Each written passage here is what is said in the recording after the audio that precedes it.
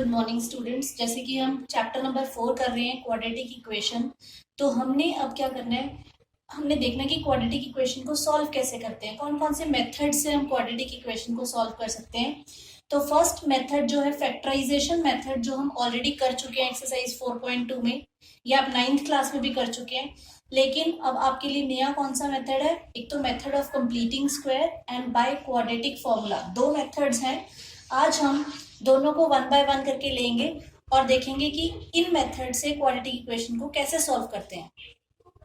Now let us take the first question of exercise 4.3 by method of completing square। अब हम इस जो ये इक्वेशन दी गई है 2x² माइनस 7x प्लस 3 को कैसे सॉल्व करेंगे। सबसे पहले आपने ध्यान में रखना है कि ये जो कोफिशिएंट है x² का, जो कोफिशिएंट है वो उसको हमने 1 बनाना है।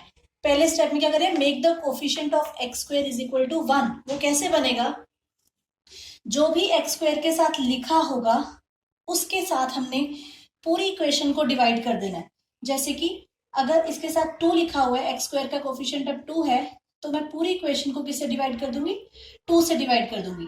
तो सिंगल सिंगल टर्म के नीचे अगर हम 2 लिखेंगे अब, तो हमारे पास ये क्या बन जाएगा, 7/2x plus 3/2 is equal to 0। Cut गया। दैट मीन्स x² अकेला आ गया, मतलब इसका कोफिशिएंट अब क्या बन गया, 1।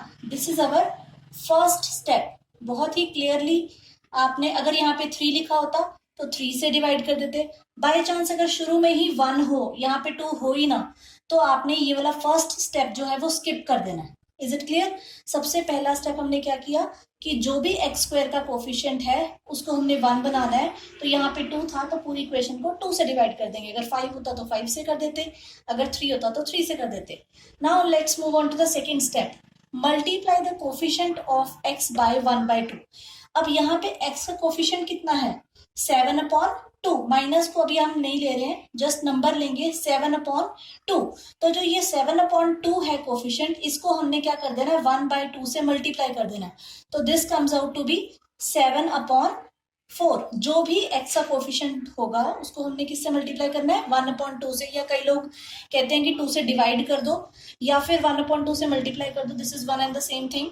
तो आपने ये नंबर आपका सेकेंड स्टेप में आ गया। Is it clear. Third step में हमने क्या करना है, ये सेकेंड स्टेप अपने दिमाग में रखना है, इसको यहाँ नहीं लिखना।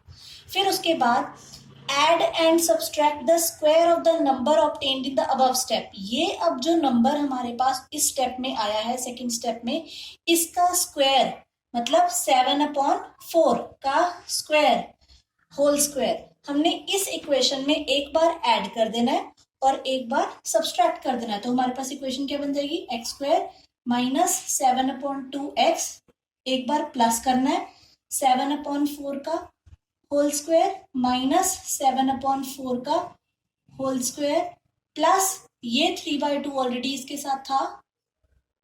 क्यों, क्योंकि ओवरऑल इक्वेशन देखो सेम रही है। प्लस किया माइनस किया तो ये वैसे भी कैंसिल हो जाएंगे, तो ओवरऑल इक्वेशन जो है वो यही रही। लेकिन ये स्टेप्स हैं इसके, इस मेथड के स्टेप्स हैं, तो हमें ये करना ही पड़ेगा, क्योंकि हमने क्या करना है, इसमें कंप्लीट करना है। किसको करना है कंप्लीट, स्क्वायर को कंप्लीट करना है। किसका स्क्वायर, या a plus b whole square complete करना है, या a minus b whole square complete करना है। अब आप फर्स्ट 3 टर्म्स को देखें तो आपको पता चलेगा कि किसका फॉर्मूला बन रहा है, a का स्क्वायर प्लस b का स्क्वायर माइनस 2ab। जब हम करेंगे तो वो आ जाएगा 7/2ab। तो ये बेसिकली किसका फॉर्मूला बन रहा है, a² plus b² minus 2ab। किसका फॉर्मूला होता है, a minus b whole square का फॉर्मूला होता है। अगर यहाँ पे प्लस होता तो किसका बन जाता, a plus b whole square. तो क्या फॉर्मूला होता है, a माइनस बी। अब हमारा a है x, b क्या है 7/4 का होल स्क्वायर। आपने ये फर्स्ट 3 टर्म सॉल्व कर लिए, बाकी की 2 टर्म्स जो है वो एज इट इज लिखनी है। माइनस ये क्या हुआ, 49/16 plus 3/2 is equal to 0। Is it clear. अब हमारे पास ये क्या बन गया, x माइनस 7/4 का होल स्क्वायर। इन दोनों टर्म्स को आप अलग से भी सॉल्व कर सकते हैं। अगर आपको यहाँ नहीं सॉल्व करना ना, तो यहाँ पे सीधा ऐसे रफ वर्क में सॉल्व करके देख लें। 3/2 एलसीएम लेंगे तो 16 आ गया।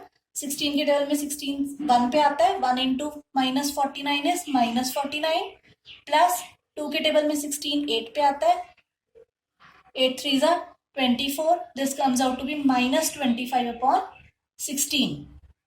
तो ये आ गया इन दोनों को सॉल्व करके हमारे पास आ गया -25/16 इज इक्वल टू 0, और we can write it as 7/4 का whole square is equal to 25/16।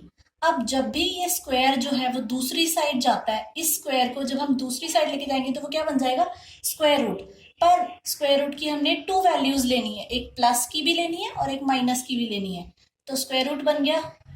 अब जब हम इसको दूसरी साइड लेंगे तो यहाँ नहीं स्क्वायर लिखना, अब ये स्क्वायर रूट दूसरी साइड जाके स्क्वायर रूट बन गया, तो ये क्या बना +-5/4। Is it clear? 25 का स्क्वायर रूट होता है 5 और 16 का होता है 4। तो हमारे पास अब 2 बन गए इक्वेशंस, एक तो x - 7/4 +5/4 वाली वैल्यू के इक्वल आ जाएगा, और एक हमारे पास x - 7/4 -5/4 के इक्वल आ जाएगा। Is it clear? अब क्या बनेगा, x की हमने वैल्यू निकालनी, तो x को इसी साइड रखेंगे, बाकी टर्म्स को उस साइड ले जाएंगे, तो ये हमारे पास बन गया +7/4, 4 एलसीएम आ गया, 5 + 7 this is equal to 12/4, cut के ये आ गया हमारे पास 3।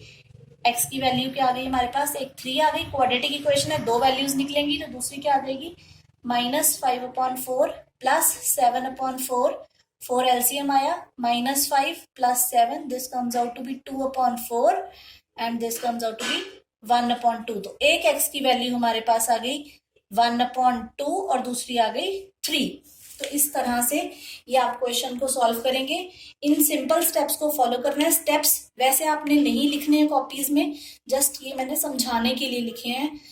इनको एक बार रिवाइज करेंगे स्टेप्स को। सबसे पहले इक्वेशन को डिवाइड कर देना है, उसके बाद कोफिशिएंट ऑफ x को 1/2 से मल्टीप्लाई करना है, जो नंबर आएगा उसका स्क्वायर प्लस और माइनस कर देना है, फिर तो सिंपल इक्वेशन को सॉल्व करना है। एक और बात ध्यान में रखनी है, जब स्क्वायर को दूसरी तरफ लेके जाएंगे तो 2 वैल्यूज बनेंगी, एक प्लस की भी और एक माइनस की भी।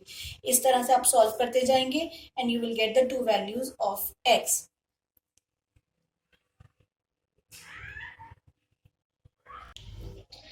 Now let us take the next method to solve the quadratic equation. ये है by quadratic formula. अब हमने 4.3 का फर्स्ट पार्ट जो है मैंने कंप्लीटिंग स्क्वायर से आपको करवाया है। सेकेंड पार्ट जो फर्स्ट क्वेश्चन का ही है, अब हम क्वाड्रेटिक फॉर्मूला से करते हैं कि इसको कैसे करेंगे।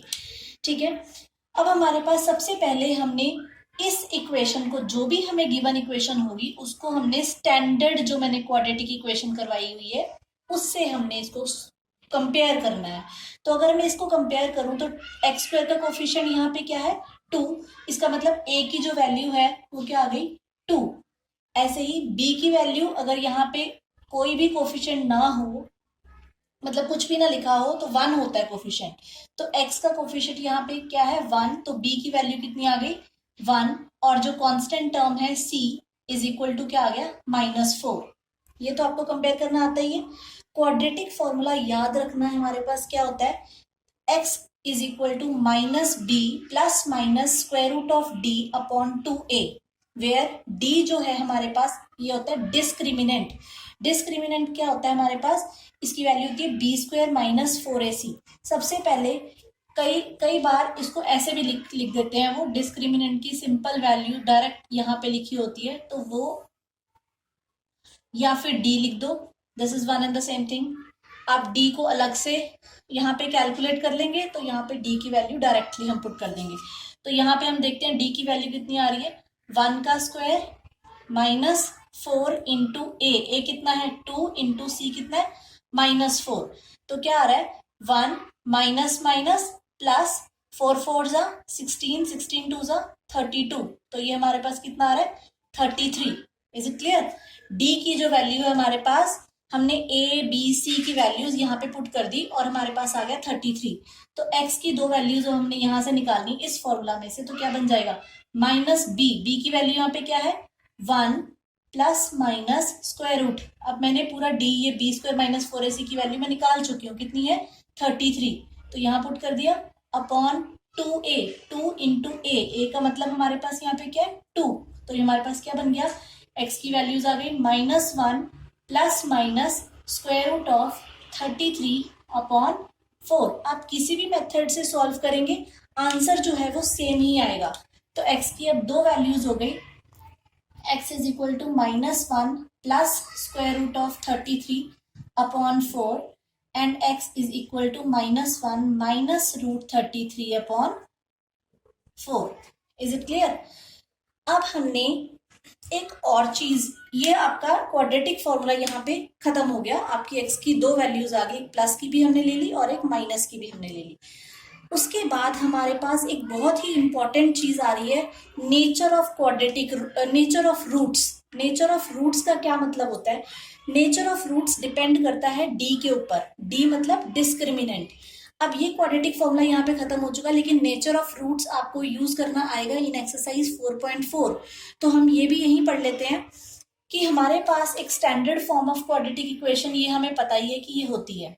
इसमें से हमने डी की वैल्यू निकालनी है to know the nature of roots.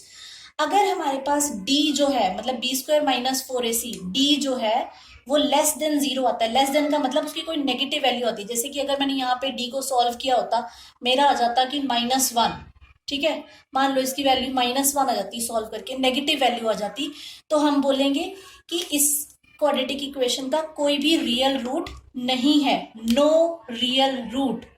This you have to remember. अगर हमारे पास b² minus 4ac, second condition क्या है कि अगर हमारे पास d की जो वैल्यू है, b की जो वैल्यू है वो 0 आ जाती, तो हम कहते कि हमारे जो x की जो दो वैल्यूज आएंगी वो क्या आएंगी? इक्वल। तो उस इक्वेशन के कैसे रूट्स होंगे? 2 इक्वल रियल रूट्स, ठीक है। अब अगर d की वैल्यू जो है वो ग्रेटर देन 0, ग्रेटर देन 0 का मतलब जैसे इस केस में मेरे पास क्या दो आई थी, d की value 33 is greater than 0। Is it clear? तो क्या निकले हमारे? Two distinct real root. Distinct का मतलब होता है अलग अलग, दो अलग अलग वैल्यूज निकलेंगी। तो हमारी x की ये दो अलग अलग वैल्यूज आई ना। तो इस तरह से अगर आपको पूछा जाए किसी भी इक्वेशन में कि नेचर ऑफ रूट्स क्या है, तो आपने इसमें क्या करना है? d की वैल्यू निकालनी है। If d is less than 0 तो नो रियल रूट होता है, अगर इक्वल टू 0 तो 2 इक्वल रियल रूट्स होते हैं, और अगर ग्रेटर देन 0 तो 2 डिस्टिंक्ट रियल रूट्स होते हैं। तो विद दिस आई थिंक कि आपको ये समझ में आ गया होगा। इट्स क्वाइट इंपॉर्टेंट, पेपर में बाय नेम अगर हमारे पास सॉल्व करने के लिए क्वाड्रेटिक इक्वेशन आ जाए तो आपने उसी मेथड से करनी है जिस मेथड से आपको कहा गया है। If the method is not mentioned in the question तो आप किसी भी मेथड से कर सकते हैं, वो आप पे डिपेंड करता है कि आपको कौन सा मेथड इजी लगता है। सो बी प्रिपेयर्ड फॉर ये completing square method and quadratic formula, क्योंकि ये दोनों जो नए मेथड इंट्रोड्यूस होते हैं 10th में, 9th तक आप फैक्टराइजेशन करते जाते हो तो वो इजी रहता है आपके लिए। आई होप कि आपको समझ में आ गया होगा, और क्वेश्चंस की प्रैक्टिस जब हम करेंगे तो वो बहुत ही इजी लगेगा आपको। Very very easy. Go through this video and subscribe, share, like and do comment if you understand this content. और इसके बाद मैं आपको साथ ही में एक असाइनमेंट दे रही हूँ। So now this is your assignment. ये आपने दोनों ही मेथड से सॉल्व करने, ये 5 के 5 parts by method of completing square and quadratic formula, दोनों से ही आपने ये सॉल्व करने हैं। और उसके बाद आपने 4.4 जो एक्सरसाइज के 3 पार्ट्स हैं फर्स्ट क्वेश्चन के, आपने इनमें नेचर ऑफ रूट्स एक्सप्लेन करना है। और अगर आपके पास 2 डिस्टिंक्ट रियल रूट्स निकलते हैं या इक्वल रूट्स निकलते हैं तो आपने उसको सॉल्व भी करना है। और अगर नहीं निकलते हैं, मतलब अगर आपका d जो है लेस देन 0 आता है तो आपकी इमेजिनरी वैल्यूज ऑफ रूट्स आते हैं तो नहीं निकलते हैं तो आपने नहीं सॉल्व करना। मतलब ये जो 3 पार्ट्स हैं ये आपको किससे सॉल्व करने हैं? By using quadratic formula. क्योंकि नेचर ऑफ रूट्स बताने के लिए हमें क्वाड्रेटिक फॉर्मूला में d निकालना होता है, तो d से ही पता लगता है नेचर ऑफ रूट्स, तो वो क्वाड्रेटिक फॉर्मूला का ही पार्ट है। तो इन तीनों पार्ट्स को आपने क्वाड्रेटिक फॉर्मूला से यूज करना है और सॉल्व करना है। और इन को दोनों मेथड से, by method of completing square and quadratic formula, दोनों से सॉल्व करना है। तो आप ये असाइनमेंट जो है मुझे जल्दी से जल्दी करके दिखाएंगे, सो दैट कि I will come to know कि यू अंडरस्टैंड दीज 2 मेथड्स और not. Thank you so much.